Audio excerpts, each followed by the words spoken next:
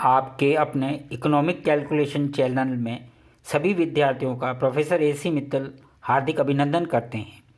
Demand श्रृंखला में हम पहले 3 लेक्चर्स में डिमांड के विभिन्न प्रकार को देख चुके हैं, कीमत मांग देख चुके हैं, आय मांग देख चुके हैं एवं अब हम आड़ी या तिरछी मांग के बारे में या क्रॉस डिमांड के बारे में यहाँ पर चर्चा करेंगे। क्रॉस डिमांड भी आय डिमांड की तरह से वस्तु की प्रकृति को बताती है। क्या वस्तु प्रतिस्थापन योग्य है, क्या वस्तु पूरक है। तो 2 चीज़ हैं, ये भी आपके एग्जामिनेशन में पूछी जाती हैं, तो इसलिए मैंने इसे आपके लिए प्रस्तुत करने का प्रयास किया है। अब इस पूरे को आप देखते जाइए और उसके बाद में लाइक और सब्सक्राइब का बटन अवश्य दबाएं और अपने मित्रों को भी जो अर्थशास्त्र पढ़ते हैं या अन्य विषय के हैं, प्रतियोगिता में भाग ले रहे हैं, आप उनको भी फॉरवर्ड कीजिए जिससे वो भी इसका लाभ उठा सकें। अब हम शुरू करते हैं कि क्रॉस डिमांड जो है उससे हम क्या बताते हैं, प्रतिस्थापन वस्तु या जिसको सब्स्टिट्यूट गुड्स या कम्प्लीमेंट या पूरक वस्तु। तो यहाँ पर हम फिर वही मांग फलन को लेते हैं। यदि हम मांग फलन के बारे में देखना चाहें तो वहीं से हम दोबारा से लेते हैं कि dx is the function of px py itc। यहाँ देखिए पीछे की तुलना में कीजिए, यहाँ में हमने क्या करा है, py को परिवर्तनशील माना है, यानी अन्य वस्तु की कीमत को परिवर्तनशील माना है, जबकि उस वस्तु की कीमत, आय, स्वाद, भौगोलिक परिस्थिति को हमने क्या मान लिया है, स्थिर मान लिया। इसका मतलब क्या हो गया, हमारा कारण क्या हो गया, परिवर्तनशील कारण कौन सा है, वह अन्य वस्तु की कीमत, और हमारा परिणाम किस पे आ रहा है, जो हम दूसरी वस्तु उपभोग कर रहे हैं, प्रथम वस्तु उपभोग कर रहे हैं, यानी dx। यानी dx में जो परिवर्तन हो रहा है वो किसकी वजह से हो रहा है, px, अन्य वस्तु के कारण। अब अगर इसमें हम px itc को स्थिर कर दें तो हमारा फलन क्या बन जाएगा। पुनः अब आपको समझ में आ ही चुका है, पूर्व के लेक्चर देखने के बाद नहीं है तो आप उनको देखिएगा कि dx is the function of py। यहाँ पे f का मतलब क्या है, फलन आपको पता ही है, py यानी वस्तु y की कीमत है, देखिए मैंने बॉक्स में दिया है, और dx वस्तु x की मात्रा दी है, ये स्पष्ट है। अतः वस्तु x की मात्रा, देखिए ध्यान दीजिएगा, वस्तु x की मात्रा वस्तु y की कीमत से प्रभावित हुई, आय में व्यक्तिगत आय से प्रभावित थी, और मांग में उसी वस्तु की कीमत से प्रभावित थी। तो ये तीनों अलग अलग हो गए ना, कोई कन्फ्यूज़न नहीं होना चाहिए, आपको कोई भ्रम नहीं होना चाहिए। तो निष्कर्ष के रूप में कह सकते हैं, क्या कह सकते हैं, याद करने की बात नहीं है, समझने की बात है।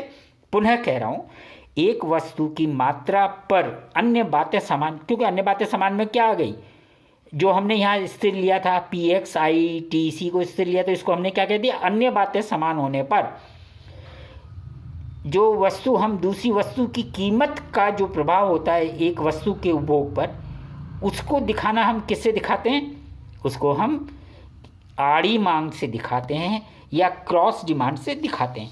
अब इसकी हम पुनः अगर स्पष्ट करना चाहें, अभिव्यक्ति करें, तो आड़ी या तिरछी मांग को हम कैसे प्रदर्शित कर सकते हैं कि एक उपभोक्ता के एक वस्तु के उपभोग या मांग पर अन्य वस्तु, यानी एक वस्तु का तो उपभोग और अन्य वस्तु की कीमत के परिवर्तन, आ गई आपको, स्पष्ट हो गया, वस्तु एक का उपभोग और दूसरी वस्तु की कीमत का परिवर्तन का क्या प्रभाव होगा, इसको हम आड़ी या तिरछी मांग या क्रॉस डिमांड के द्वारा प्रदर्शित करते हैं या हम कहते हैं।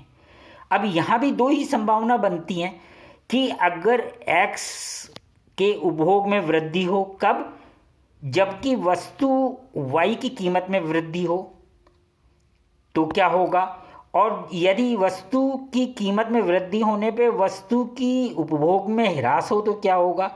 तो एक दशा तो यही होगी कि वस्तु x के उपभोग में वृद्धि होगी, कब, जब कीमत वृद्धि हो।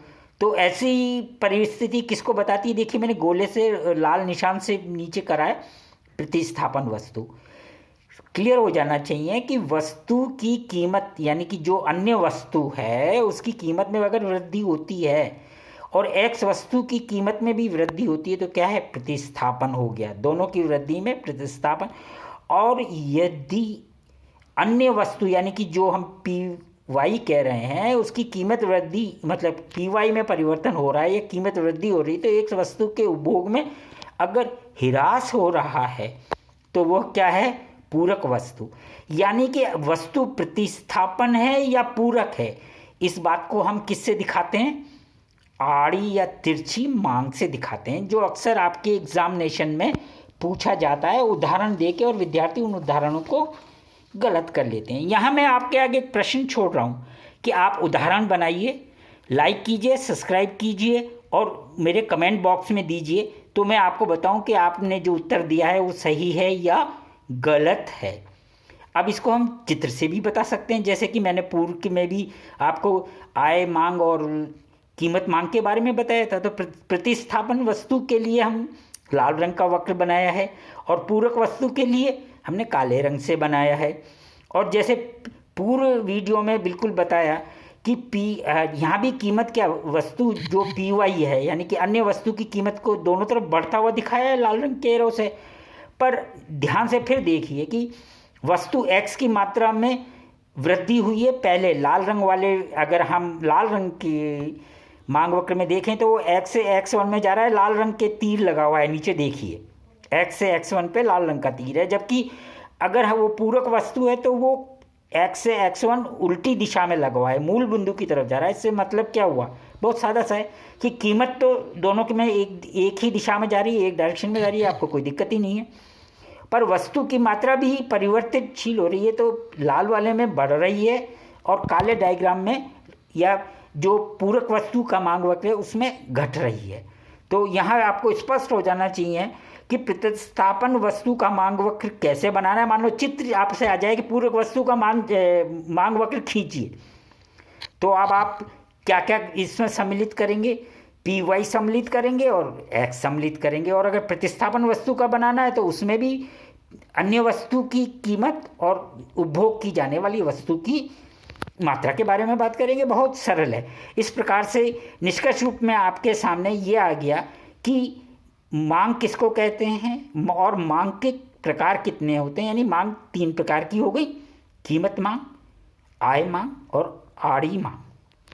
तो यहाँ पर हमने कंक्लूड करते हैं, निष्कर्ष लेते हैं और ये कह सकते हैं कि मांग जो है 3 प्रकार की हो सकती है, क्योंकि आगे के जितने विश्लेषण करेंगे आपको इसी आधार पर ध्यान में रखना होगा कि मांग कितनी तरह की होती हैं। और एक बड़ी अच्छी बात ये देखिए, यहाँ मैंने अब तक जो कुछ भी आपके साथ करा है, व्याख्या दी है, उसमें स्पष्ट करा है कि दिशा बता रहा हूँ मैं, मात्रा नहीं बताई है कि एक बढ़ रहा है दूसरा घट रहा है, इस तरह की बात कहता आ रहा हूँ। तो यहाँ पर आपको ये सोचना पड़ेगा कि मैंने केवल किसके बारे में चर्चा की है, मात्रा परिवर्तन के बारे में चर्चा नहीं की, मैंने किसके बारे में चर्चा की है, दिशा परिवर्तन के बारे में चर्चा की है। और इससे जो अगली समस्या उत्पन्न होगी वो मैं जो आपको टॉपिक बताना है वो अगली वीडियो का मेरा इंतज़ार कीजिएगा कि इस प्रकार की स्थिति से नया मेरा टॉपिक कौन सा बनेगा जिसको मुझे अध्ययन करना है। पुनः आपसे कह रहा हूँ कि वीडियो को शुरू से आखिर तक देखेंगे तभी आपको समझ में आएगा। वीडियो को लाइक कीजिए और सब्सक्राइब कीजिए और अपनी क्वेरी को कमेंट में डालिए, जिससे मैं आपको कुछ भी पूछना है कमेंट बॉक्स में डालिए, मैं आपका जवाब दूंगा। और धीरे धीरे जब आप लोग एक स्तर पे आ जाएंगे तो मैं आपके साथ लाइव सेशन यानी आपके सामने वीडियो कॉन्फ्रेंसिंग करके आपकी समस्याओं का समाधान करने का भी प्रयास करूंगा समय समय पर। इसलिए आप इसको देखते रहिए और अगला वीडियो लाने के लिए, जो कि मैंने कहा कि इन सब परिस्थितियों से अगला कौन सा टॉपिक बनता है, मन में सोचिए और अगले वीडियो का इंतज़ार कीजिए आप और लाइक सब्सक्राइब कीजिए। धन्यवाद।